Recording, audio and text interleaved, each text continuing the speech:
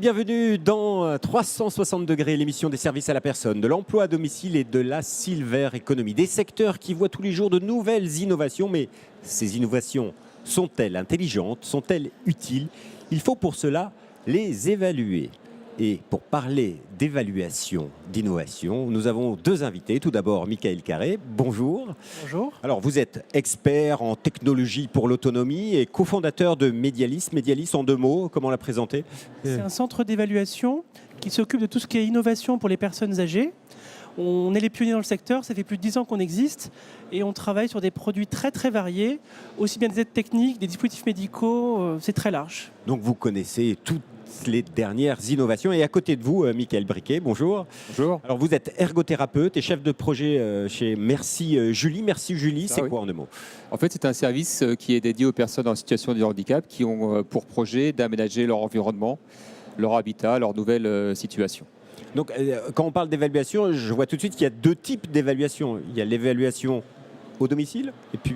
Nous, on évalue effectivement la situation de la personne, donc c'est des évaluations individuelles, et son environnement. Et concrètement, comment ça se passe? Expliquez-nous. Concrètement, donc moi je suis ergothérapeute, comme vous l'avez dit, donc je vais au domicile des personnes pour évaluer leurs difficultés, mais aussi leurs capacités, évaluer leur environnement, qu'il soit architectural, familial, social, connaître leur projet de vie, et ensuite pouvoir définir les obstacles environnementaux de leur habitat, et ensuite pouvoir leur préconiser des aménagements pour faire en sorte qu'elles restent le plus longtemps indépendantes et autonomes dans leur domicile.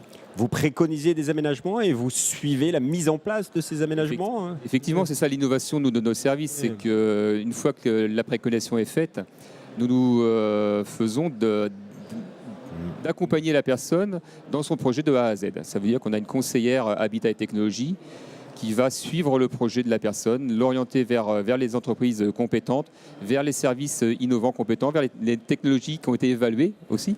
Et ça, c'est important. Et il y a énormément de choses à faire aujourd'hui pour garantir le maintien au domicile et aménager les domiciles des personnes âgées, des aînés, des personnes en situation de handicap.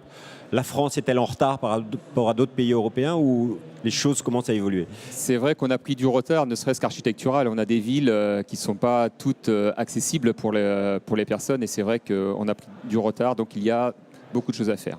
Alors ça, on était sur l'évaluation au domicile qui va servir directement aux usagers, concrètement avec un ergothérapeute qui vient, mais il y a une autre évaluation, c'est sur les produits. C'est ce que vous faites, vous, Monsieur Carré.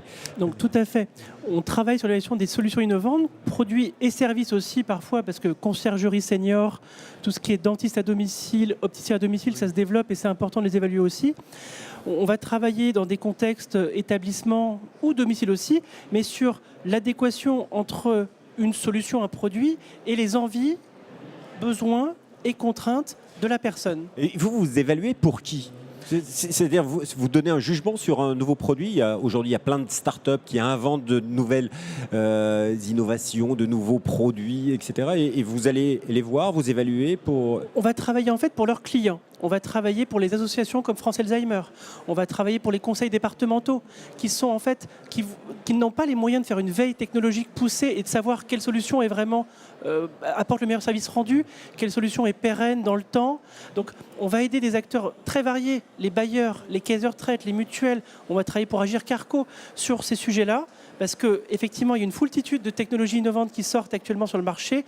Des réseaux sociaux, des bracelets connectés, de la domotique, les chemins lumineux, enfin, il y a la téléassistance même se révolutionne actuellement. Et il faut un acteur comme nous, un tiers de confiance, pour pouvoir aider les acteurs, les clients, les payeurs, les financeurs, à savoir ce qui est bien et ce qui est moins bien. Et alors, comment vous procédez?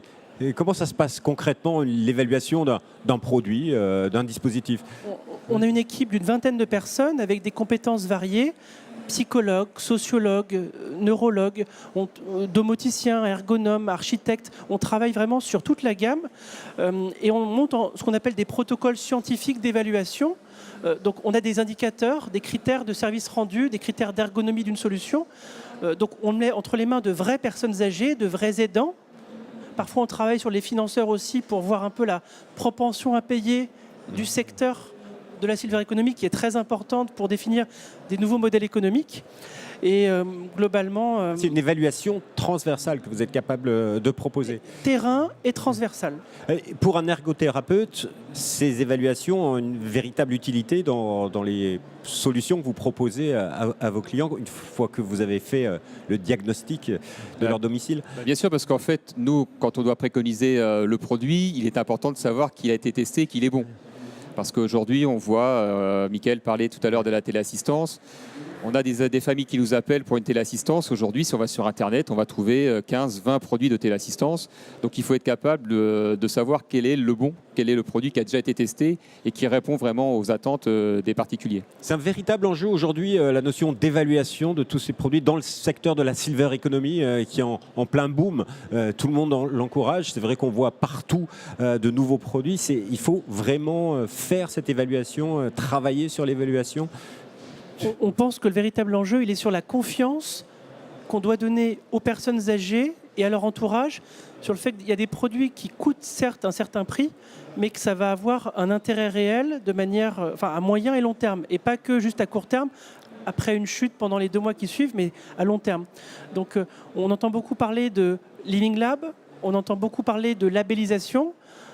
Nous, encore une fois, on croit que la multiplication des labels, la multiplication des Living Labs est intéressante, mais il ne faut pas aller trop loin non plus. On se positionne comme tiers de confiance et on pense que c'est intéressant pour le secteur au sens large. Oui, parce qu'on s'aperçoit que vous parliez tout à l'heure de retard dans notre pays. C'est vrai que sur la question de l'aménagement du domicile, sur les aides techniques, on a très peu d'écrits scientifiques. Il y a très peu de démarches qui ont été faites en ce sens et c'est un vrai manque. C'est un professionnel de terrain, effectivement. Oui. Comment solutionner ça? Il faut mettre en place de vraies politiques d'évaluation dans les domiciles aujourd'hui. Totalement, effectivement, il faut prendre ce service à bras le corps. Oui. Moi, j'ai une question quand même. On parle d'évaluation, c'est du travail. Qui est-ce qui paye? Combien ça coûte? Voilà, une intervention, par exemple, d'un ergothérapeute chez un senior, chez une personne qui a des besoins, ça a quel coût? Est-ce qu'il y a des financements, des aides potentielles? Il y a un coût et c'est vrai qu'aujourd'hui, on n'a pas un coût réel de l'évaluation par un ergothérapeute dans notre pays puisqu'on n'a pas de remboursement lié à la sécurité sociale. Donc il y a des caisses de retraite, la CNAV, AG Carco, AG2R qui commencent aussi à financer ces prestations, mais c'est très disparate sur le territoire français. D'un département à l'autre, on n'a pas forcément les mêmes solutions. D'une grande agglomération à une autre, on n'a pas forcément les mêmes solutions. Donc je ne peux même pas apporter une réponse précise à votre question qu'il l'est. Donc c'est vrai que c'est un vrai problème pour les particuliers parce que c'est pas très lisible sur le terrain, c'est vrai. Et chez vous? Globalement, le secteur manque de financeurs d'évaluation à grande échelle qui permettraient d'apporter des données statistiques et généralisables au territoire national sur, par exemple, la réduction du nombre de chutes quand on met en place un chemin lumineux chez une personne âgée. C'est très difficile aujourd'hui de savoir effectivement l'impact que ce produit va avoir. Donc, on travaille sur des logiques d'évaluation auprès de 200, 300 personnes. Au-delà de plus de 1000, 2000 personnes, pour l'instant, c'est très très rare d'avoir des données médico-économiques, comme on dit, qui permettent de prendre du recul. Et pour cela, vous travaillez avec des universités sur ces études. Il y a un potentiel à développer, là, par exemple, je ne sais pas, dans votre entreprise? Nous travaillons depuis la création de notre société il y a plus de 10 ans avec l'AP-HP, notamment leurs cellules médico-économiques justement. Mais il y a plein de laboratoires et universitaires en particulier qui ont des compétences là-dessus, mais on agrège les différentes compétences. On va travailler avec un laboratoire d'anthropologie à Montpellier, un laboratoire de sociologie à Dauphine. Enfin, on mixe les compétences et c'est comme ça qu'on arrive à des résultats intéressants. Aujourd'hui, dans cet univers, toutes ces nouvelles technologies et innovations qui arrivent sur le secteur, est-ce qu'il y en a qui retiennent votre attention plus qu'une autre? Sans faire de la publicité, ou on peut faire un petit peu de publicité pour des produits. Qu'est-ce qui est à suivre aujourd'hui? En fait, il y a beaucoup de solutions. Alors après, c'est intéressant aussi le terme nouvelle technologie, parce que la dernière fois qu'on a soumis ce terme à des personnes âgées, ils nous ont dit mais il y a longtemps que ça existe. Alors c'est vrai que qu'est-ce qui est nouveau dans le secteur, c'est parfois compliqué à dire. Non, il y a aujourd'hui des systèmes de géolocalisation qui commencent à devenir intéressants. Si on prend la problématique, par exemple, des malades d'Alzheimer qui ont tendance quelquefois à pouvoir s'égarer dans leur balade, je trouve qu'il y a des produits aujourd'hui qui deviennent vraiment fiables et intéressants. Pour moi, Dans le digital, il y a énormément de choses qui ont vu le jour. Il y a des choses qui vous ont particulièrement marqué. Il y a les tablettes tactiles pour les seniors. Il y a des jeux aussi. Comment vous évaluez, par exemple, un jeu il y a un jeu qui a été créé, Naturalpad, par exemple. Vous l'avez évalué. Comment ça se passe concrètement? Donc, typiquement, un jeu de rééducation comme ça, on va mettre en place un groupe de travail avec des kinésithérapeutes qui sont les professionnels qui utilisent ce type de solution au quotidien, avec un groupe aussi d'aidants familiaux pour voir leurs enjeux, comment ils s'approprient un tel outil, si ça peut être utile dans la durée et quels sont les bénéfices associés. Mais globalement, c'est vrai qu'on voit plein d'innovations. On a presque peur parfois qu'il y en ait trop, que ça aille trop vite. Les bracelets connectés, on voit arriver plein de choses, les réseaux sociaux pour les personnes âgées, et d'autres secteurs comme la téléassistance qui restent encore un peu trop classiques à notre goût et qui auraient bien besoin d'un coup de jeune. Et aujourd'hui, quand vous faites des diagnostics à domicile avec Merci Julie, c'est quoi les besoins criants qu'il y a aujourd'hui dans l'habitat des seniors? Le besoin qui revient très souvent, c'est l'aménagement de la salle de bain. C'est quand il devient très difficile et compliqué pour la personne de faire sa toilette par elle-même. C'est souvent la porte d'entrée pour avoir une évaluation par un ergothérapeute. La problématique d'accès, sortir de chez soi, les escaliers. Et refaire une salle de bain, ça coûte cher. Il faut anticiper cela. C'est tout un travail avec les architectes et les aménageurs et les promoteurs presque. Ça va dépendre effectivement du lieu d'habitation. Si je suis propriétaire, si je suis locataire d'un bailleur privé, bailleur HLM, effectivement. Donc, parfois, ça peut aussi être le parcours du combattant pour ces personnes. C'est parfois plus simple quand on est propriétaire, effectivement. Mais les prix sont aussi variables en fonction des secteurs où on va pouvoir se trouver, de la complexité aussi de sa propre architecture. Alors, on arrive en fin d'émission. Quel est le conseil que vous avez envie de donner à ceux qui nous écoutent et qui nous regardent sur toutes ces innovations qui apparaissent dans le domaine des services à la personne et de la silver economy? Comment regarder ces innovations?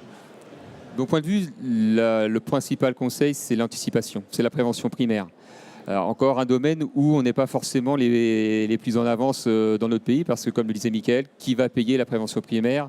Et c'est jamais simple. Donc c'est déjà anticiper les besoins et on revient sur le terme d'évaluer, se faire évaluer, connaître mon projet de vie pour pouvoir arriver vers la meilleure des solutions.